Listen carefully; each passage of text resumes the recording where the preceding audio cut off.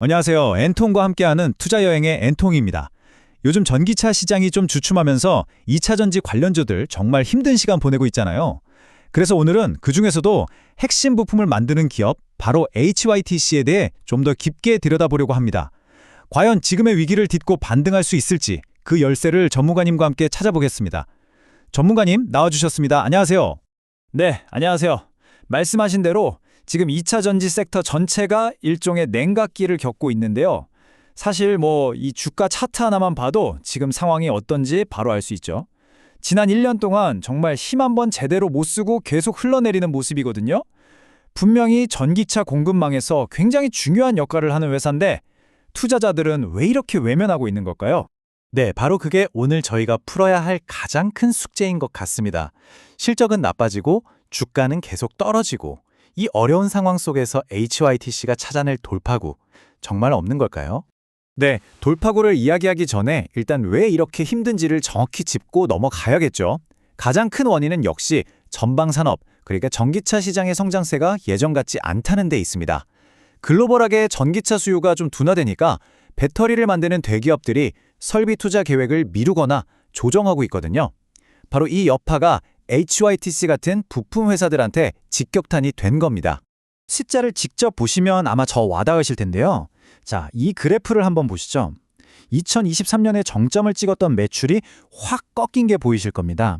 그런데 정말 충격적인 건 사실 영업이익이에요. 흑자가 357억 원이었는데 이게 불과 1년 만에 42억 원으로 거의 90% 가까이가 그냥 증발해버린 거죠. 그리고 이 숫자가 현재 상황의 심각성을 아주 적나라하게 보여줍니다. 2025년 3분기까지 쌓인 영업 손실이 무려 32억 원입니다. 이건 돈을 벌기는커녕 오히려 까먹고 있다는 뜻이거든요. 완전한 적자 전환 상태에 빠진 거죠. 고객사들의 투자 지연이 이렇게나 직접적인 타격으로 돌아온 겁니다. 그러니까 정리해보면 맨 앞에 있는 전기차와 배터리 산업이 속도 조절에 들어가니까 그리 곧바로 HYTC의 실적 쇼크로 이어졌다, 이렇게 볼 수 있겠네요. 원인은 아직 명확해 보입니다. 그렇다면 이 어려운 상황을 그냥 지켜만 보고 있지는 않을 텐데요. 회사는 어떤 전략을 준비하고 있을까요? 전문가님, HYTC가 이 위기를 극복하기 위해 떠내든 반등의 카드, 어떤 것들이 있을까요? 네, 회사가 가장 먼저 내세우는 카드는 바로 튼튼한 재무 체력이라는 방패입니다. 여기 보시면 부채 비율이 17%대에 불과한데요. 이게 무슨 뜻이냐면 쉽게 말해서 남의 돈, 즉 빚이 거의 없다는 이야기입니다. 지금처럼 실적이 안 좋을 때 이자 부담 없이 버틸 수 있는 맷집이 아주 좋다는 거죠. 업황이 다시 좋아질 때까지 숨을 고르면서 기다릴 체력이 충분하다. 이게 첫 번째 포인트입니다. 두 번째 카드는 바로 북미 시장으로의 과감한 전진입니다. 이 지도를 보시면 아시겠지만 이제는 한국에서 만들어서 수출하는 게 아니라 아예 세계에서 가장 큰 시장인 북미에 직접 생산기지를 짓고 있어요. 미국의 인플레이션 감축법, IRA 같은 정책 변화에도 대응하고 또 고객사 바로 옆에서 수요에 즉각 대응하겠다는 아주 공격적인 전략인 셈이죠. 북미 거점, 조금 더 구체적으로 설명해 주실 수 있을까요? 네, 이 표를 보시면 아주 명확하게 정리가 됩니다. 오하이오랑 테네시 거점은 GM과 LG의 합작사인 얼티엄 셀스 1, 2 공장을 바로 곁에서 지원하고요. 조지아 거점은 현대차와 LG에너지 솔루션의 합작 공장을 딱 잡고 있습니다. 핵심은 뭐냐면 고객사 바로 옆에 딱 붙어서 납기일이나 기술 지원에 즉각적으로 대응하는 이른바 초밀착 전략을 쓰고 있다는 겁니다. 그리고 마지막 세 번째 카드가 어쩌면 이 회사의 미래를 좌우할 가장 중요한 카드일 수 있습니다. 바로 고부가가치 제품으로의 전환입니다. 예전처럼 단순히 많이 파는 것에서 벗어나서 더 기술력 있고 수익성이 높은 제품 위주로 사업의 체질 자체를 바꾸고 있다는 겁니다. 전문가님, 고부가가치 제품이라고 하면 사실 좀 막연하게 들리거든요. 구체적으로 어떤 제품을 말하는 건가요? 네, 아주 좋은 질문이십니다. 바로 이 두 사진을 비교해 보시면 그 차이가 확 느껴지실 텐데요. 왼쪽에 있는 나이프 유닛 같은 부품도 물론 중요하지만 진짜 핵심은 오른쪽에 보이는 노칭 금형입니다. 딱 봐도 훨씬 더 정밀하고 복잡한 기술이 필요해 보이죠. 이 노칭 금형이라는 건요, 배터리의 심장이라고 할 수 있는 전극을 잘라내는 아주 정밀한 칼날 뭉치라고 생각하시면 쉽습니다. 이 절단면이 얼마나 깨끗하고 정교하게 잘리느냐에 따라서 배터리 수명과 안정성이 결정되기 때문에 정말 높은 수준의 기술력이 필요하죠. 당연히 이익도 많이 남고 아무나 쉽게 따라 만들 수 없기 때문에 회사의 수익 구조를 근본적으로 바꿔줄 수 있는 핵심 부품이라고 할 수 있습니다. 그리고 이 전략이 그냥 이렇게 하겠습니다 하는 계획에 그치는 게 아닙니다. 이 그래프를 보시면 바로 이 금융류 매출이 2024년 208억 원에서 2025년에는 355억 원까지 아주 가파르게 성장할 것으로 전망되고 있어요. 전체 매출은 주축하는 동안에도 이 고부가 가치 제품군의 매출은 오히려 껑충 뛰어오르는 거죠. 이게 바로 회사가 추진하는 질적 성장의 확실한 증거라고 볼 수 있습니다.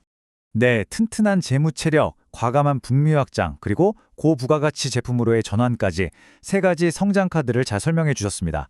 하지만 투자자 입장에서는 이런 긍정적인 면만 볼 수는 없잖아요. 우리가 놓치지 말아야 할 리스크 요인들도 분명히 있을 텐데요. 맞습니다. 가장 큰 리스크는 역시 전방산업 투자 사이클에 대한 높은 의존성입니다.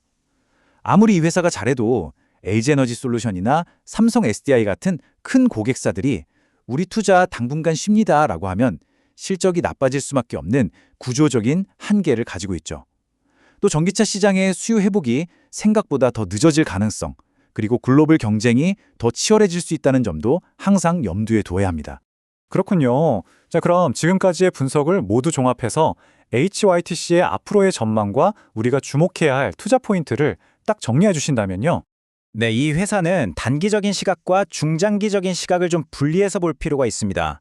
단기적으로는 고객사들이 다시 지갑을 열기 전까지, 즉 본격적인 투자를 다시 시작하기 전까지는 실적의 보릿고개를 넘어야 할 겁니다.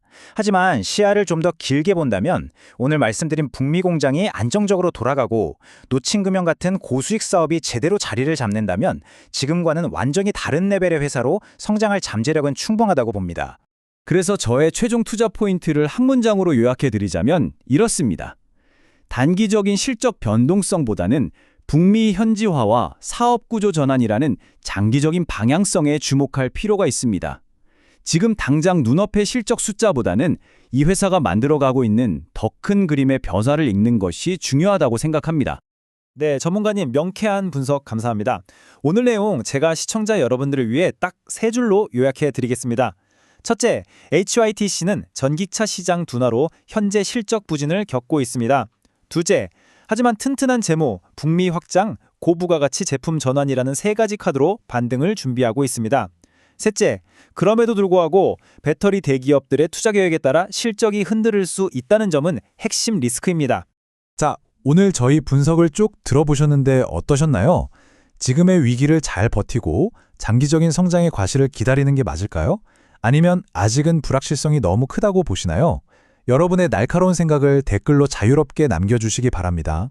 오늘 저의 분석이 투자 아이디어를 얻는데 조금이라도 도움이 되셨다면 좋아요와 구독으로 저희 채널에 큰 힘을 보태주시는 것도 잊지 말아주세요. 마지막으로 오늘 저희가 나눈 이야기는 투자를 돕기 위한 정보일 뿐 특정 종목의 매수나 매도를 추천하는 것은 절대 아니라는 점 꼭 기억해 주시기 바랍니다. 모든 투자의 최종 판단과 그에 따른 책임은 투자자 본인에게 있습니다. 그럼 저희는 다음 시간에 더욱 깊이 있는 분석으로 다시 찾아뵙겠습니다. 감사합니다.